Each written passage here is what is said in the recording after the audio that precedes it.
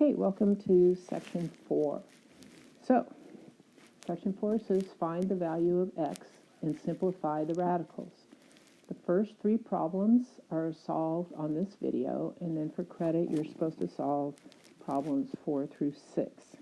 So let's take a look at these triangles, all 3 of these. They look suspiciously like 45, 45, 90. 45, 45, 90. Okay, which we learned about yesterday. So if you remember, 45, 45, 90s are special, is one of the 2 special triangles that we know. Okay, and here is our rule. Here is our rule about 45, 45, 90 triangles.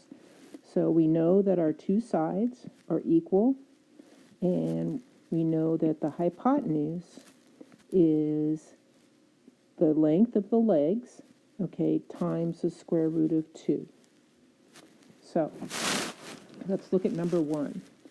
So we see this length here is equal to 17.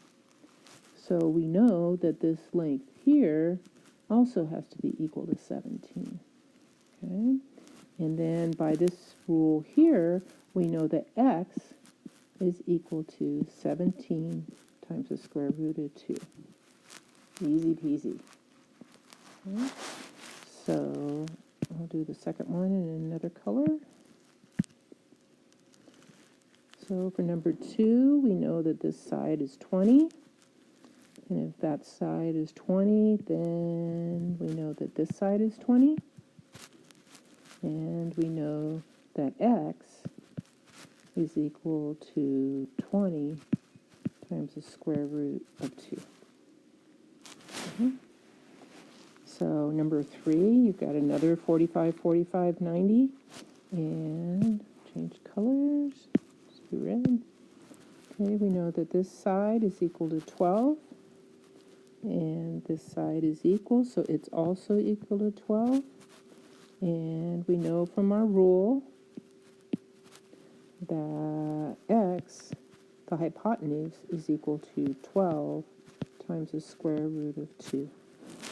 And that's all there is to it. It's a whole lot easier than trying to use the Pythagorean theorem and doing a squared plus b squared is c squared and having to take square roots. So this is definitely much easier. I'm going to go ahead and I'm going to do section 5 on this video. I think they're short enough that we can get away with that. Okay, so section 5, this is 30, 60, 90 triangles. And we know our rules for 30, 60, 90 triangles. If I have n on one side, okay, that would be the small side. Then the larger side is the square root of 3 times n, and our hypotenuse is equal to 2n. Okay? So let's look at number 1.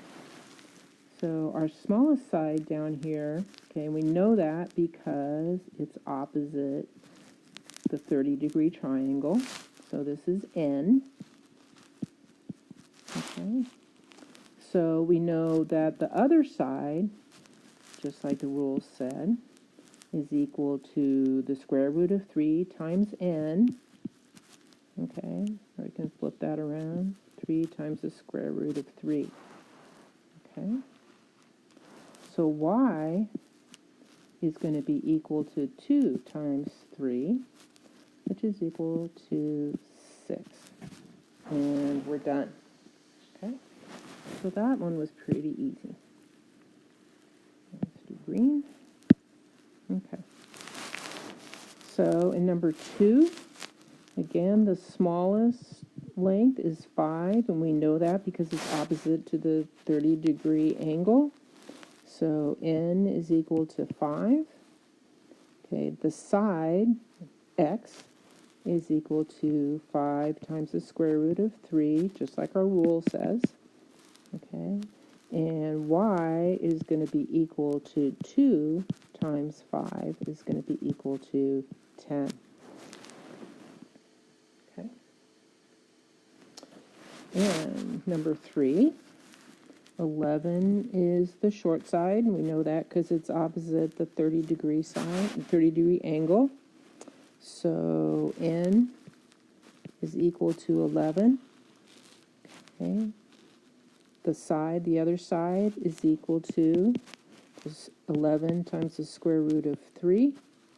And the hypotenuse is equal to 2 times 11 equals 22. Now notice,